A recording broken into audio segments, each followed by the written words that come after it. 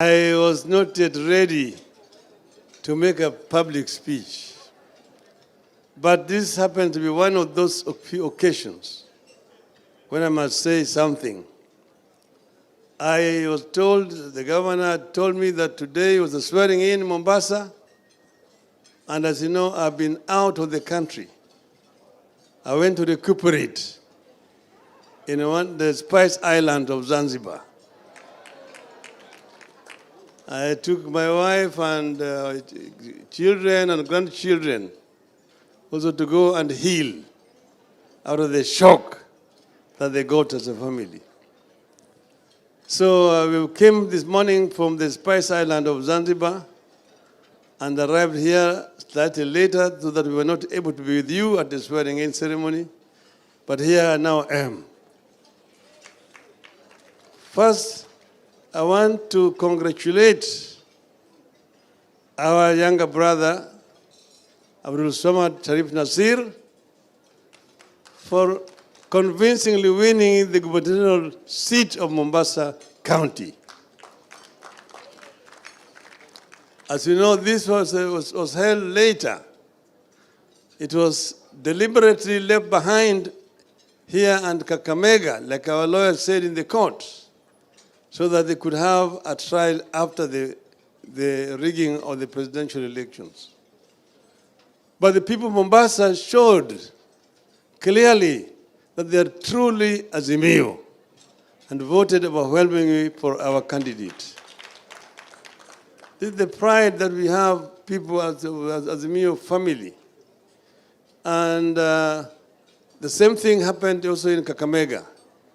So I want to thank the people of Mombasa for standing steady and firm with Azimio in the subsequent elections which was held here in Mombasa and Kakamega.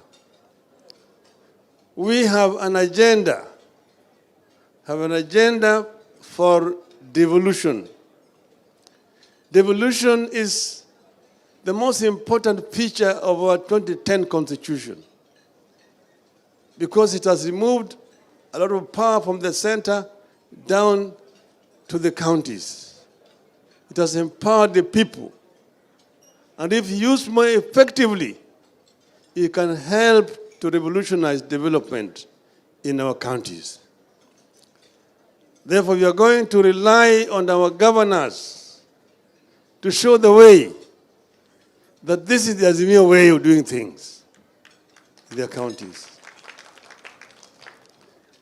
If our governors use the resources properly, if our MCAs also cooperate with the county government and perform their role properly, it can show the people that the new government really is the government, the best government that this country could have.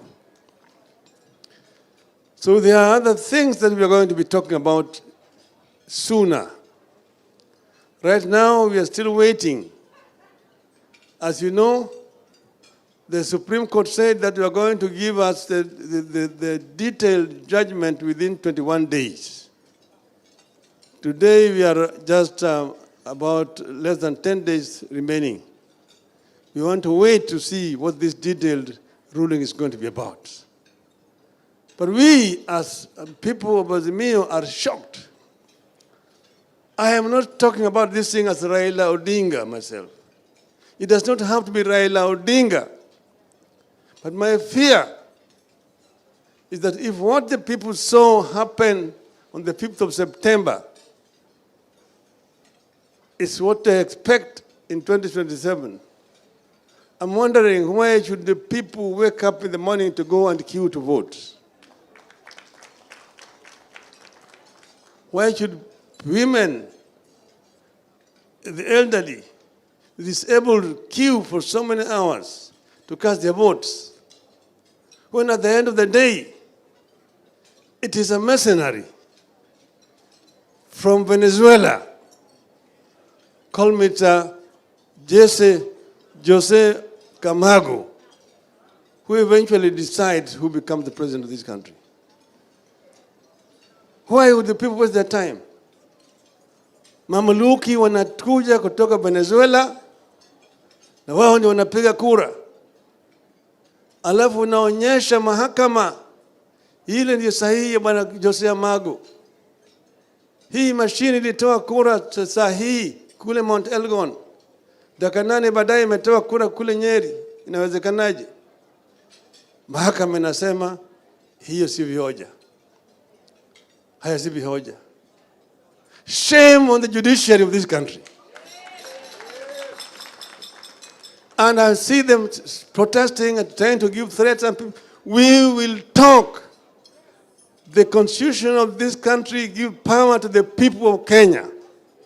And all those other people exercising power are exercising donated power. So the judiciary is no exception. If they become rogue, we have power as the people of this country to reform them and send them home. We can lead a 1 million march to the judiciary to say, kwendeni nyumbani. And they would have no choice but to go home. So the judiciary should not threaten, blackmail the people of this country after they have done the message that they've done. When you do, we say we respect, but we don't agree. And we have a right as a people not to agree with bad rulings of the judiciary.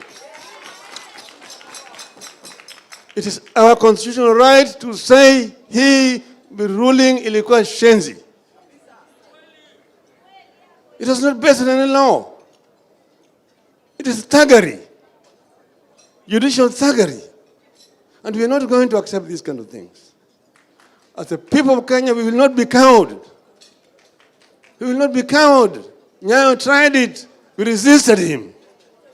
And we are not going to allow another dictator to come into this country. We are not going to allow judiciary to become a dictator in our country. We will protect our freedom as the people of Kenya. We will protect our freedom as the people of Kenya. So maybe it is time that we begin again now a review of our constitution to look at what works and what does not work. A rogue IEBC is another institution that requires thorough reform. You see 3 commissioners on one side and 4 on the other side. But if the 2 who remained with the chairman are not in there, the chairman is acting like a rogue, alone. Now he's being hero worshipped, he becomes a hero by the judiciary. He's been lionized by the judiciary. That now he's beginning to do the so-called reforms within the IBC. All those officers of the IBC who resisted the temptation to rig the elections are the ones who are now being targeted by the IBC. One Mr. Marjan Hussein. We are watching. We are watching. Try to do what you want to call about perjury in IBC. You will go home like your predecessors.